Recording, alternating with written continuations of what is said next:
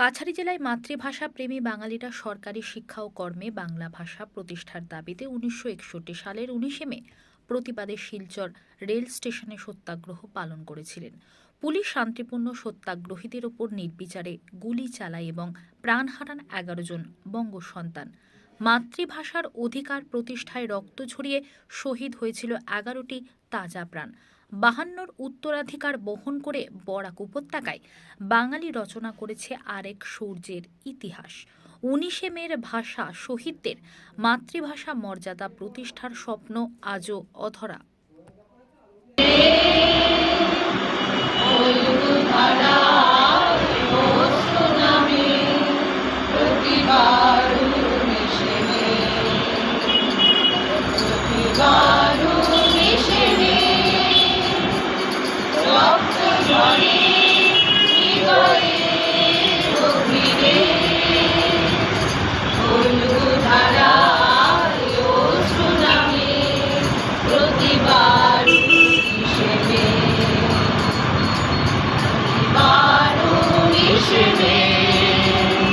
আক্রমণকে প্রতিহত করার জন্য যে জেহাদ দরকার, যে ইচ্ছা আকাঙ্ক্ষা দরকার, তার প্রতি আমাদের যে গুরুত্ব দেওয়া দরকার তাকে মনে করিয়ে দেওয়ার জন্য। তাই 19 মের এই স্মরণ তখনই সার্থক হবে যদি বাঙালি, শুধু আমরা কয়েকজন মুসলিমের মানুষ নয়, অসংখ্য ছাত্র যুব যারা প্রাণ দিয়েছিল সেই রকম ছাত্র যুব এবং খেটে খাওয়া মানুষের কাছে যদি আমরা আমাদের এই বার্তা পৌঁছে দিতে পারি যে তার মুখের ভাষা হচ্ছে প্রকৃত ভাষা, মায়ের ভাষা, তাকে মর্যাদা দেওয়া, তাকে রক্ষা করার দায়িত্ব আমাদের সকলের। তাকে যারা ধ্বংস করতে চায়, প্রতিহত করতে চায়, তাকে প্রতিহত করা আমাদের দায়িত্ব এবং কর্তব্যের পড়ে।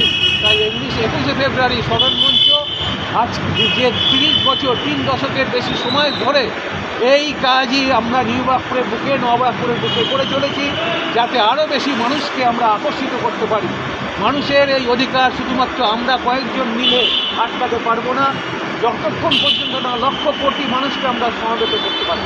তাই লক্ষ কোটি মানুষকে সমাবেত করবার উদ্দেশ্যে আমাদের এই ক্ষুদ্র প্রচেষ্টা, এবং তারই জন্য আমরা 21 ফেব্রুয়ারি স্মরণ করছি, 19 মে আজকে স্মরণ করছি।